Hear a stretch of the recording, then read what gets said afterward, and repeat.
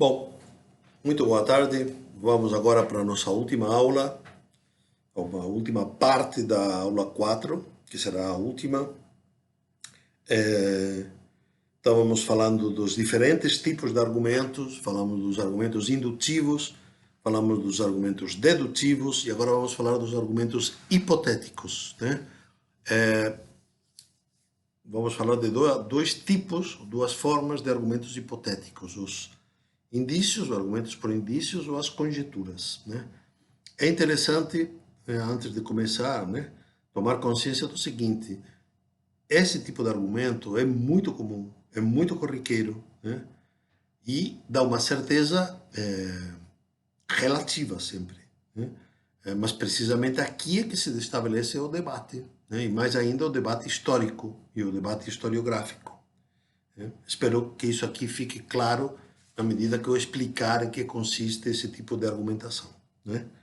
Então, o que é um argumento por indícios, né? Imagino que vocês estão pensando no Carlo Ginzburg, que fala precisamente dos sinais e dos indícios, da prova indiciária, né? Que é uma prova que se faz por meio de indícios.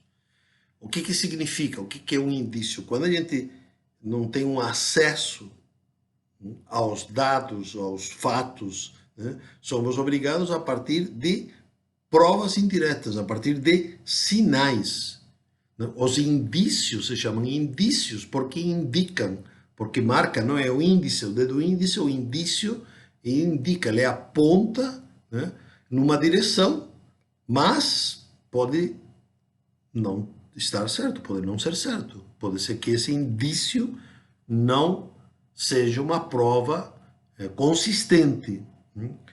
Normalmente, quando há um único indício, um indício só, em geral, não é prova de nada, né? Quer dizer, é muita pretensão, né, querer fundamentar um fato, querer fundamentar uma afirmação em cima de um único indício. Mas quando você tem uma somatória de indícios, né, aí a prova se torna mais consistente, né? Não porque há um indício, mas porque há uma somatória de provas que, juntando com todas as outras provas, ou com todas as outras hipóteses, e com todas as outras, os outros argumentos, né, aí se torna algo coerente, né?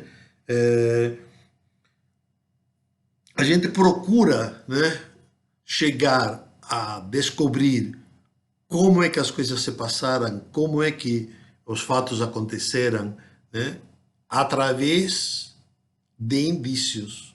É isso que se pretende fundamentalmente na história. A gente tem dados espalhados, né? A gente tem documentos de determinadas épocas, de determinados momentos ou determinadas fontes, né? Que no fundo simplesmente apontam, né, para uma teoria, apontam para uma tese, apontam para uma opinião, né, que pode ser mais ou menos consistente, insisto nessa ideia, né? E tudo isso depende muito do indício ou dos indícios, né? Por exemplo, e isso aqui muitas vezes não se leva em conta, os afetos, os sentimentos, os interesses, que são coisas que se manifestam externamente, né? São indícios de motivações interiores, né? Isso está, não sei se vocês lembram assim disso, mas isso está claramente indicado no Hamlet, né?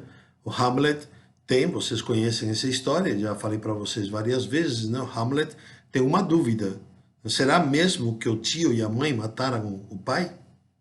O pai está exigindo que tome uma atitude de vingança, mas ele tem dúvidas, ele não sabe se o tio e a mãe foram assim tão cruéis para praticarem um ato desse tipo. O que ele faz? Ele mesmo diz, né? Eu vou contratar uns atores, vou convidar aqui para o palácio, eles vão representar uma cena parecida e eu vou ficar de olho no meu tio e na minha mãe. Se eles mudarem de cor, ficarem nervosos, é sinal de que eles cometeram um crime, né? E é assim mesmo, né? Quer dizer, a gente sabe até por experiência que quando a gente está mentindo pela primeira vez, a gente fica vermelho, a gente fica sem jeito, a gente faz trejeitos com a cara, com o rosto, com os olhos, né? Quando a gente está cometendo um delito, quando a gente está fazendo uma violência, né? Quer dizer, há sempre uns sinais, né, de que a gente está quebrando alguma coisa interior, né? Acho que todos temos experiência disso, né? Então, os afetos, né, o fato de você ver a cara de uma pessoa, né, você intui, né, o que a pessoa tem por dentro, qual é a motivação interna. É claro que hoje em dia isso aqui está muito complicado, né, porque com esse negócio dos emojis, né, você tem as carinhas, né, e as carinhas representam os sentimentos e as motivações externas, né, internas para fora, né? E a gente de repente já não consegue mais olhar para uma pessoa, ver o rosto dessa pessoa e descobrir, né, os seus sentimentos, os seus afetos, que são exteriorizações de questões internas, né? Mas, para não perdermos, ou para não perder-me, são indícios de coisas que estão ocultas, são indícios de coisas que a gente não sabe, né? O valor de um indício, o que dá força a um argumento por indício, é precisamente a relação que se perceba entre o indício e o fato, né? Porque o indício sempre lembra, sempre indica, né? E a gente normalmente fala de sinais inequívocos, né? Ou sinais, perdão, sinais inequívocos ou equívocos, né? Quer dizer, nós podemos ter, isso é qualquer filme de suspense, qualquer filme policial, qualquer filme de crimes, né? Ou de advogados e tribunal, né? Tem os indícios de qualquer seriado da Netflix, vai nos dando indícios que levam a gente a concluir, a induzir conclusões que depois a gente verifica que, puxa, fui enganado, não é esse que é o assassino, é o outro, né? Mas se não for dado para o espectador um indício verossímil, o seriado perde a sua força, não tem, né? Um indício isolado assim e que não se relaciona uma coisa com a outra, né? Que não é verossímil que se relacione, a gente não dá importância, né? Em geral, né, quando os indícios são inequívocos, são consistentes, são repetidos, há vários indícios, em geral se assume como prova, né? Então, com relação aos argumentos por indícios, acho que essas são as ideias mais importantes, né? A questão dos argumentos, das argumentações por conjectura. A conjectura é diferente do indício. A conjectura é uma intuição, uma hipótese, vamos dizer assim, um palpite, né? Uma possibilidade que a gente cria, né? Que a gente imagina, que a gente pensa, para explicar como é que as coisas se passaram, ou para explicar como é que a gente vai fazer. Sei lá, por exemplo, né? Nas empresas é muito comum a gente projetar, as pessoas projetarem, estabelecerem cenários possíveis, né? Estão sendo feitos cenários possíveis de como que vai ser depois do coronavírus. Tudo isso são conjecturas, né? Se a gente olha para trás, então, o trabalho do historiador, né? A gente tem alguns documentos que dão conta de alguns flashes, algum fragmento. A gente não tem a realidade toda, a gente tem um fragmento da realidade, né? Agora, como é que fica? Fica da seguinte forma: a gente precisa, né? Estou um pouco, a gente precisa inventar, a gente precisa imaginar, a gente precisa fazer uma hipótese de como é que se tece o fio da história, como é que se relaciona um documento com outro e todos esses documentos com um contexto maior onde as coisas acontecem. É esse o trabalho do historiador.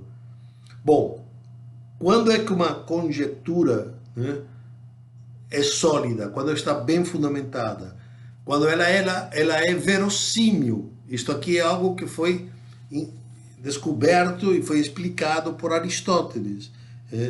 Quando é algo, quando a gente imagina, quando a gente pensa algo que é difícil de acontecer, que nunca aconteceu, que é improvável, né?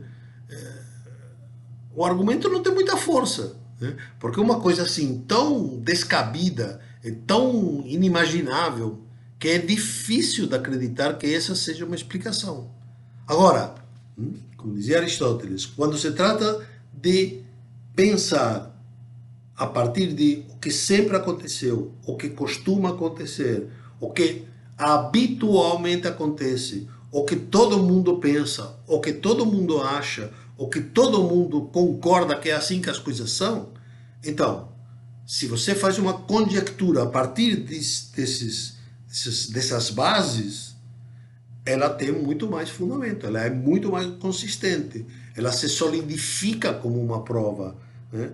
É evidente que as conjecturas não são 100% verdadeiras, não dão 100% de certeza, não verdadeiras, elas não dão 100% de certeza.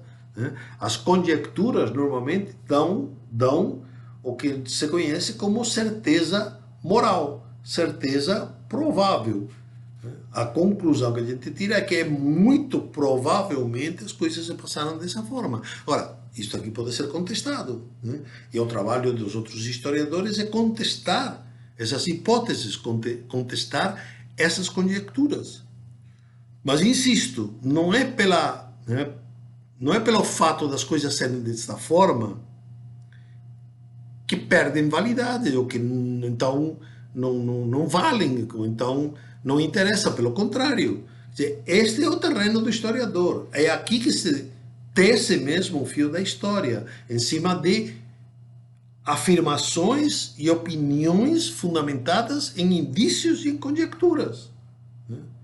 Então é muito importante pensar nas teses do Hayden White, né, que fala muito da invenção, de como o historiador tem que ser imaginativo, como o historiador trabalha fundamentalmente não apenas com a sua pesquisa, com o seu trabalho metódico, metodológico, detalhista, de pesquisa de documentos, mas também procurando juntar os fios, juntar os fatos, fazer um tecido a partir de um emaranhado de fios com os quais vai se construindo a história. Né?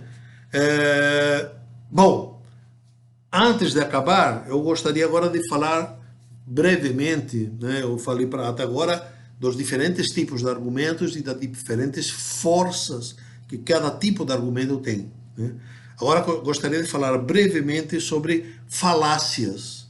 Eu também sei que todo esse tema das falácias, você procura, coloca no YouTube falácia argumentativa, e tem milhões de pessoas falando sobre isto. Né? E acho bem, e se vocês quiserem, acho interessante vocês escutarem tudo isto e conhecerem a fundo todas essas questões.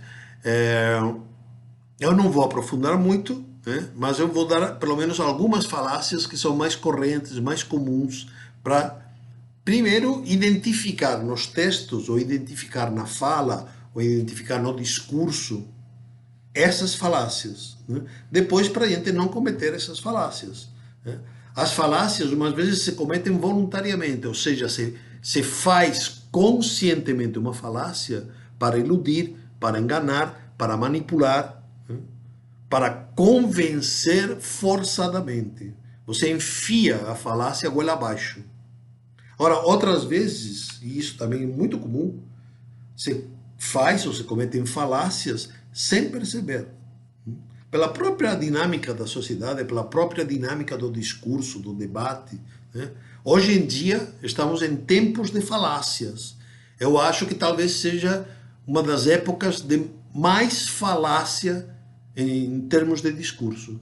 Né? Os nossos discursos são falazes. Não sei nem se diz essa adjetivação. Né? O que é uma falácia? Uma falácia são raciocínios falsos, são raciocínios errados, com aparência de verdadeiros, né? O termo falácia vem do latim falo, falere, com dois L's, falere, que significa enganar, né? Então, são argumentos que enganam, que encobrem a realidade e que, em geral, desviam o discurso. Então, qual a falácia mais comum hoje, né? A mais corriqueira, a mais habitual, é o argumento ad hominem. Né? Se fala assim, ad hominem, em latim, né? O argumento contra o homem, ou argumento de xingação, de xingamento. Não se discute o argumento, não se discute o conteúdo, não se discute o raciocínio, simplesmente se desqualifica a pessoa. Pronto. É o mais utilizado nas redes sociais. É o mais utilizado em quase todas as situações. Que é assim, você fala isso porque você é do PT. Você pensa assim porque você é bolsonarista. Você acha isso porque você é branco. Você fala isso porque você é negro. Você fala isso porque você é homem, porque você é mulher, porque você é gay. Então, mas o que se trata é de discutir isso. Não se trata de desqualificar ninguém. Não tem ninguém que possa ser desqualificado. Ninguém. Estamos numa democracia. Estamos numa universidade. Então, é normal e é bom e deve ser procurado que cada um possa expor livremente o seu pensamento, mesmo que seja uma bobagem, mesmo que seja um atraso de vida, mesmo que seja uma violência besta, não tem nenhum problema. Estamos num espaço de debate. Argumento se contesta com argumento.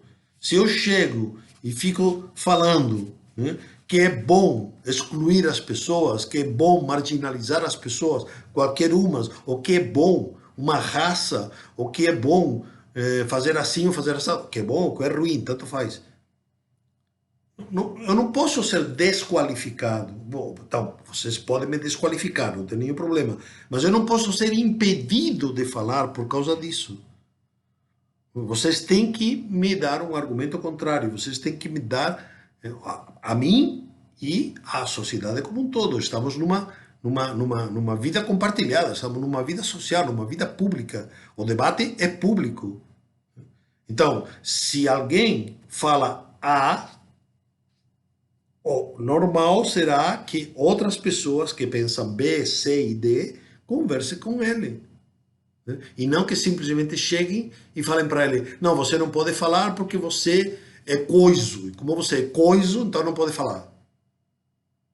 Isso é um argumento ad hominem. É uma falácia. E é uma falácia que hoje em dia é corriqueira. É corriqueira. Né?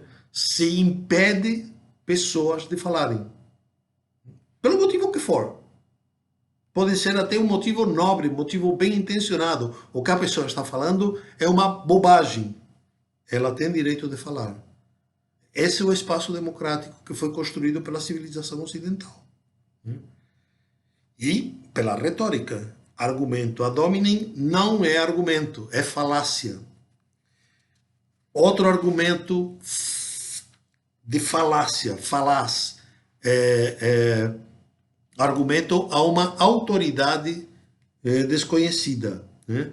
Então, estudos científicos demonstram que a cloroquina é boa, que a cloroquina é ruim, que a vacina é boa, que a vacina é ruim, que a máscara é boa, que a máscara é ruim. Eu não posso chegar e desqualificar, ou não posso chegar simplesmente e falar, então tudo bem. Simplesmente porque há estudos científicos que comprovam. Por quê? Porque há outros estudos científicos que comprovam o contrário, porque isto é o normal da ciência. Então, e muitas vezes demora muito tempo para que uma opinião, ou uma tendência, ou uma experiência, mesmo feita em laboratório, demora tempo para ter um conhecimento científico consistente. É claro que todos nós estamos com medo. É claro que todos nós estamos ansiosos para que haja uma vacina, por exemplo. Perfeito. Mas não é argumento o argumento de autoridade desconhecida. Né? Do tipo assim, a ciência diz tal coisa. A OMS, bom, mas quem na OMS? Porque a OMS também não tem consenso, não. Né? E há outros organismos que têm tanta consistência quanto a OMS que também podem dizer que não. Né? Não, mas a Alemanha falou assim, pois é, lembrem, a Alemanha falou primeiro uma coisa, agora está falando outra. O que é científico nisto? A Suécia falou uma coisa, agora está falando outra. O Bolsonaro falou uma coisa, agora continua falando a mesma. O que é científico e o que não é científico em tudo isto? O argumento tem que ser discutido. A pessoa não pode ser desqualificada, mesmo que a gente não goste dela. Mesmo que a gente não goste dela. Mesmo que o cara seja um boçal. Ele tem direito a falar. E ele precisa argumentar. Porque normalmente o boçal o que faz é não argumentar. Mas ele pode argumentar e pode argumentar contra tudo e contra todos.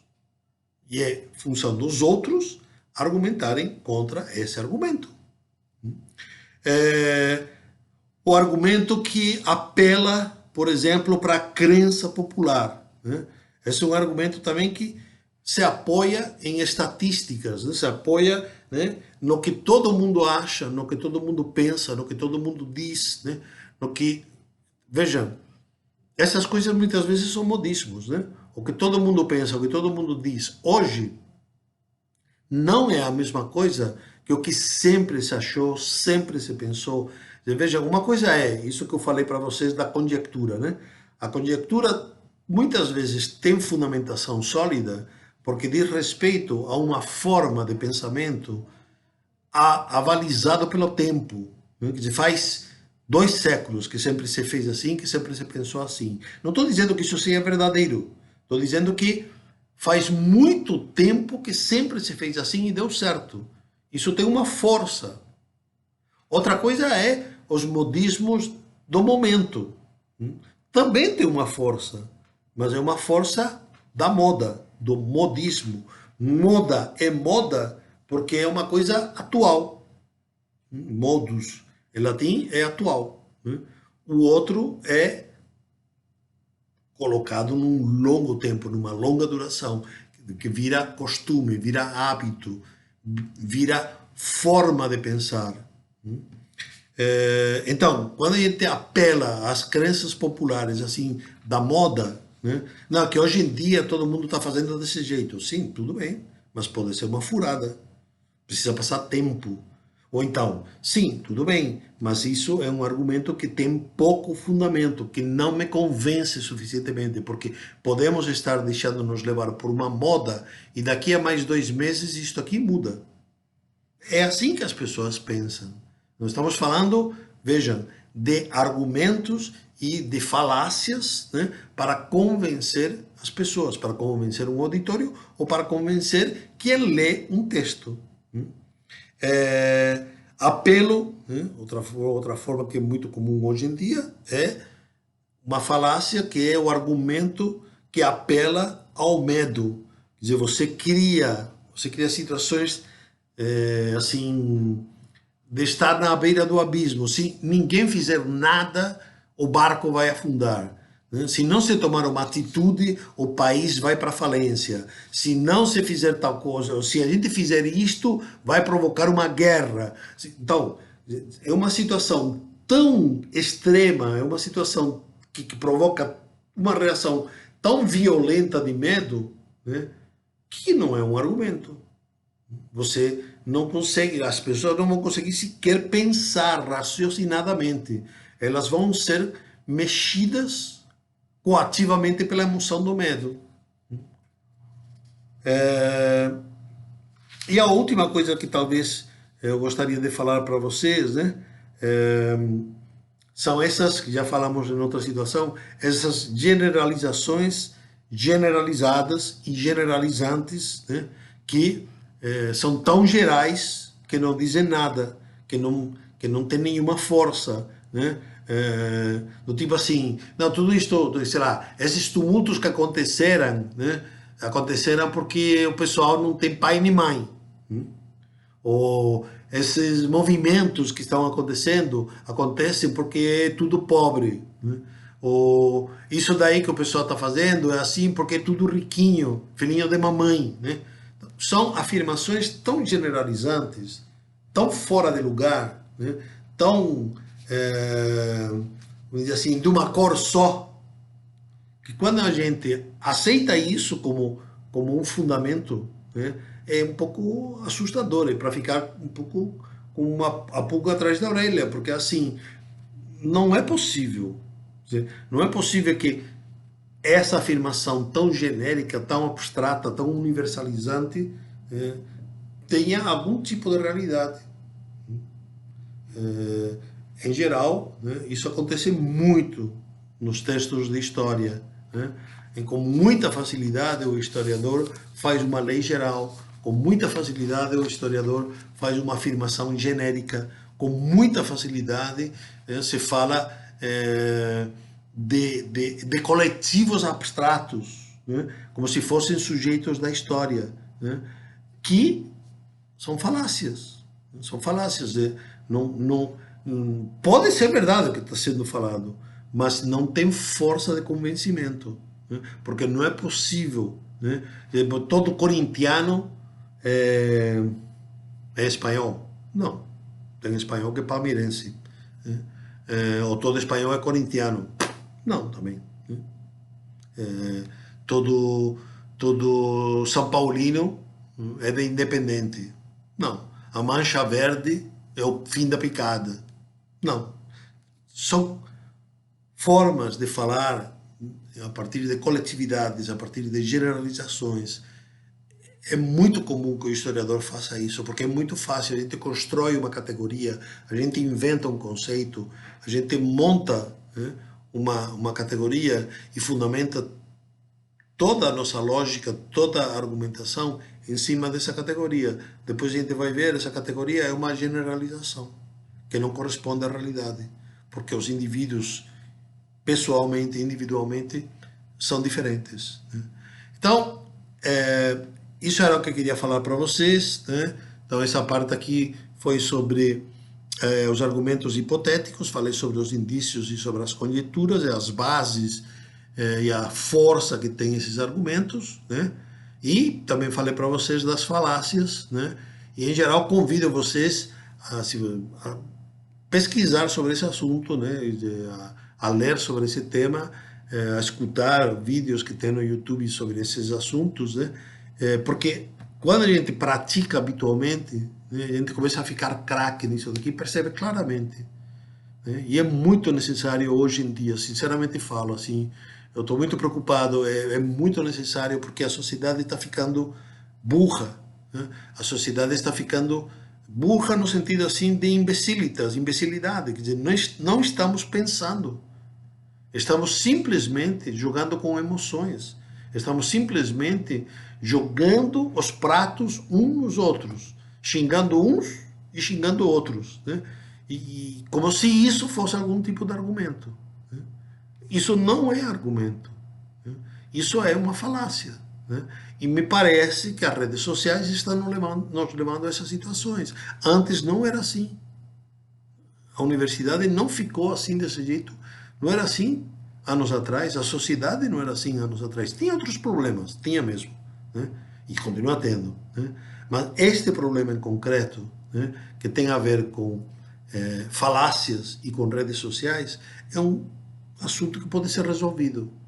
Pode ser resolvido se todos nos empenharmos em sermos mais democráticos, em sermos mais livres, em respeitarmos as opiniões dos outros e não ficar desqualificando ninguém.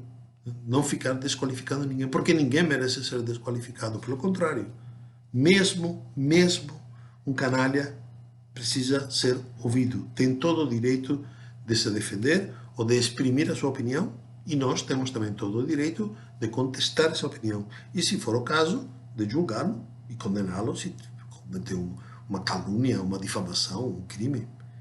Isso faz parte, né, do debate democrático. Então era isso que eu queria falar para vocês. Espero que tenham entendido bem o assunto, que eu tenha podido explicar. Né? Com isto acabamos nossas aulas. Eu vou pensar, talvez eu faça uma aula ainda eletiva ou optativa que relacione a retórica e a história. Se eu fizer, então também eu subirei na internet e colocarei no meu blog. Tudo bem? Muito boa tarde e espero que tenham gostado.